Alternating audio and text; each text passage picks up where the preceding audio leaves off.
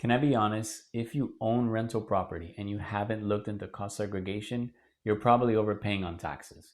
And it's not because you're like doing something wrong. Most investors, they don't even know that this thing exists. So how it works is normally the IRS makes you depreciate a property over like 27 and a half or 39 years, which is really slow. But with cost segregation, you basically break the property into parts like flooring, appliances, HVAC, and a lot of that can be written off way faster, sometimes even in year one, which is why you'll hear investors saving like 50, 100, even 200,000 in taxes just from restructuring how their property is depreciated. And the crazy part is it's completely legal, IRS approved, and your CPA can file it once it's done.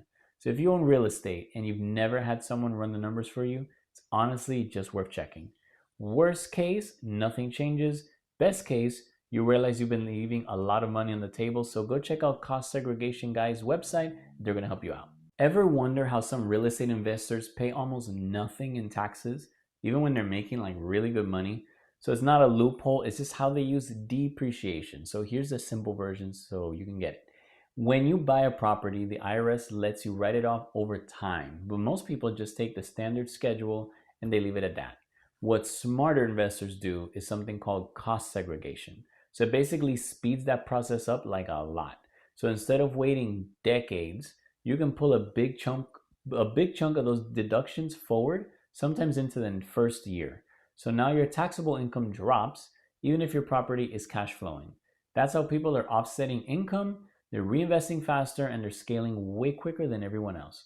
So again, this isn't aggressive, it's not risky, it's literally written into the tax code, so it's all legit. I was looking into it more, and there are firms that specialize in this, like Cost Segregation Guys, and you can check out their site at costsegregationguys.com.